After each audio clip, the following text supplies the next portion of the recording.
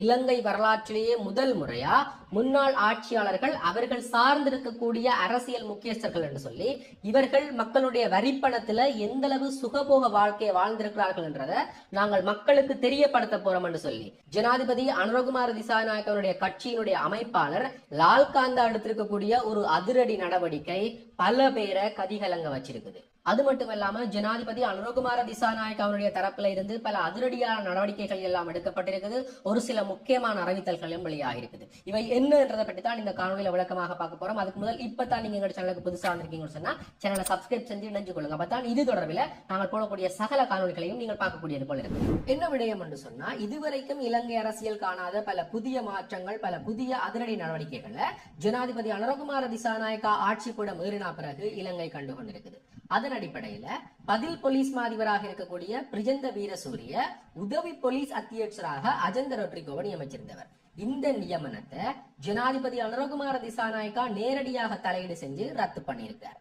ஏன் என்று சொன்னா 2022ஆம் ஆண்டு கொழும்பு கோட்டாகோகம போராட்டத்தில் ஈடுபட்ட அப்பாவி மாணவர்கள், அப்பாவி மக்கள் மேல இந்த அஜந்த ரொட்ரிகோ இரும்பு கரத்தை உபயோகித்து அடக்கினதாகவும் மக்கள் மேல கரிசனை இல்லாத ஒரு நபர் என்று சொல்லி இவர் முத்திரை குட்டப்பட்டதாகவும் ஜனாதிபதி அனுரகுமார திசாநாயக்கா குற்றம் சாட்டி இவரை பதவியிலிருந்து கீழிறக்கியிருக்கார். உண்மையிலேயே ஒரு பதவி, ஒரு நியமனம் வழங்கும் போது எந்த அளவு தூரம் கரிசனை கொள்றார் என்றதுக்கு இதையே நாங்கள் ஒரு பெரிய உதாரணமாக எடுத்துக்கொள்ள முடியும். அது மட்டும் இல்லாம ஒரு மிக பிரதான விடயம் என்னன்னு சொன்னா அண்மையில நாமல் ராஜபக்ச ஜனாதிபதி அனுரகுமார திசாநாயக்கா பார்த்து ஒரு கேள்வி எழுப்பியிருந்தவர். அதாவது உங்களுடைய பிரச்சார மேடைகள்ல முன்னாள் ஜனாதிபதி மஹிந்த ராஜபக்ச செஞ்சிருக்கக்கூடிய ஊழல்கள், அவர்களுடைய சொத்துக்கள், அவர்கள் செஞ்சிருக்கக்கூடிய குற்றங்கள் என்று சொல்லி இதற்கான பட்டியல் எங்களிடம் இருக்கிறதாகவும் நீங்கள் ஆட்சிக்கு வந்து சரியா 2 கிழமையில இது சார்ந்த நடவடிக்கை எடுப்பதாகவும் ஒரு உறுதிமொழி அளிச்சிருந்தீங்க. ஆனா நீங்கள் ஆட்சிக்கு வந்து 2 கிழமைகளுக்கு மேலே ஆகியிருக்குது. ஆனா இன்று வரைக்கும் இது சார்ந்து எந்த விதமான கருத்துக்களையும் நீங்கள் வெளியிடையில ஏன் என்று சொல்லி கேட்டிருந்தார். சோ இதற்கு பதிலளிக்கிற முதமா தேசிய மக்கள் சக்தியினுடைய நிறைவேற்று குழு உறுப்பினர் வசந்த சமரசிங்க இன்றைக்கு ஒரு பதிலளிச்சிருக்கிறார். அதாவது முன்னாள் ஜனாதிபதி மஹிந்த ராஜபக்ச மற்றும் அவரது சகாக்கள் செஞ்சிருக்கக்கூடிய கொள்ளைகள், குற்றங்கள் தொடர்பான சகல ஆதாரங்களையும் இன்னும் ஒரு சில நாட்கள்ல தாங்கள் சமர்ப்பிக்க இருக்கிறதாகவும் இது சார்ந்த ஒரு தீவிர முயற்சியில தாங்கள் ஈடுபட்டுக் கொண்டிருக்கிறதாகவும் இந்த அனைத்து குற்றவாளிகளுக்குமான கடைசி நிமிடங்கள் இது என்று சொல்லியும் அனைவருமே கூண்டோட சிக்கி இதற்கான தண்டனையை அனுபவிப்பார்கள் என்று சொல்லியும் தேசிய மக்கள் சக்தியினுடைய நிறைவேற்று உறுப்பினர் வசந்த சமரசிங்க இன்றைக்கு ஒரு அறிவிப்பு வெளியிட்டிருக்கார். அதாவது இந்த சொத்துக்கள் வேற ஏதாவது நாட்டில முதலீடு செய்யப்பட்டிருக்குதா, அல்ல இலங்கையில அல்லது வெளிநாடுகள்ல சொத்துக்களாக வாங்கப்பட்டிருக்குதா என்ற தொடர்பில் தாங்கள் தீவிர கரிசனை கொண்டு விசாரணை மேற்கொண்டு வருவதாகவும் இது சார்ந்து மிக விரைவில் தாங்கள் ஆதாரங்களை அம்பலப்படுத்த இருக்கிறதாகவும் இந்த நபர் தெரிவிச்சிருக்கிறார். ஆக மிக விரைவில் பல பேருடைய முகத்திரைகள் கிழிகிறதுக்கு வாய்ப்பு இருக்குது என்று சொல்லி நம்பலாம்.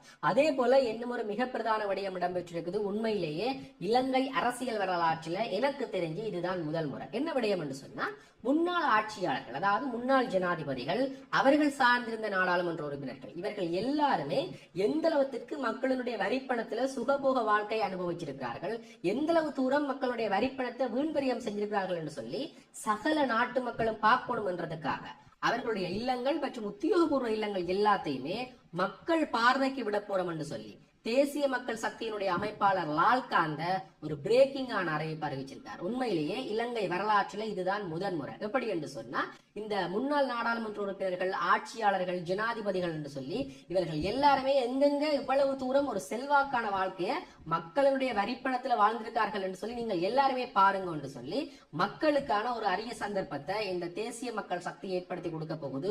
இவர் சொன்னது ஒருவேளை நிஜமானால் இதற்கு பிறகு எந்த ஒரு அரசியல் கட்சியுமே மக்கள் முன்னிலையில வயலாத ஒரு தர்ம சங்கடமான நிலைக்கு தள்ளப்படுவார்கள் என்றது உண்மை. ஆக பல அதிரடியான நடவடிக்கைகளை தொடர்ந்து இந்த புதிய ஜனாதிபதியும் அவர்கள் சார்ந்திருக்கக்கூடிய கட்சியினரும் முன்னெடுத்து கொண்டு வரார்கள். அது மட்டுமில்லாம நேற்றைக்கு முன்தினம் இந்திய வெளியுறவுத்துறை அமைச்சர் ஜெய்சங்கர் இலங்கைக்கு வருகை தந்து ஜனாதிபதி அனுரகுமார திசாநாயக்காவை சந்தித்திருந்தவர்.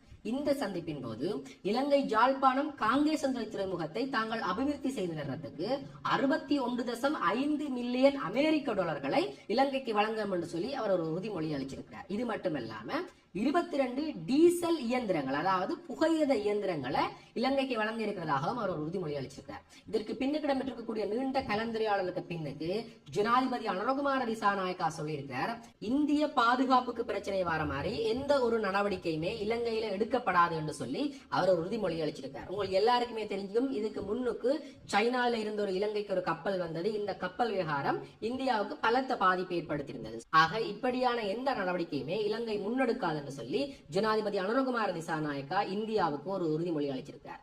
இது எந்த அளவு தூரம் ஆக்கப்பூர்வமான விடயம் என்று சொல்லி பல கருத்துக்கள் சமூக வலைத்தளங்கள்ல உலாவிக் கொண்டிருக்குது. என்னன்னு சொன்னா, இந்தியா இல்லாம இலங்கை இல்லை என்றது மறுபடியும் ஒரு முறை நிரூபிக்கப்பட்டிருக்கிறதாக சொல்லப்படுது. ஆக இது சார்ந்து பார்த்து கொண்டிருக்கக்கூடிய நீங்கள் என்ன நினைக்கிறீங்கன்றதை மறக்காம கமெண்ட் பண்ணுங்க. ஏன்னா பலர் பல ஆரோக்கியமான கருத்துக்களை சொல்லிக் கொண்டிருக்கீங்க. வாசிக்க பல புதிய விடயங்கள் அதுல இருந்து என்னாலேயே கற்றுக்கொள்ளக்கூடியதாக இருக்குது. ஆக இந்த அனுரகுமார் அவருடைய இந்த இந்திய சார் பிரச்சனை சார்ந்து நீங்கள் என்ன நினைக்கிறீங்கன்றதையும் மறக்காம கமெண்ட் பண்ணுங்க.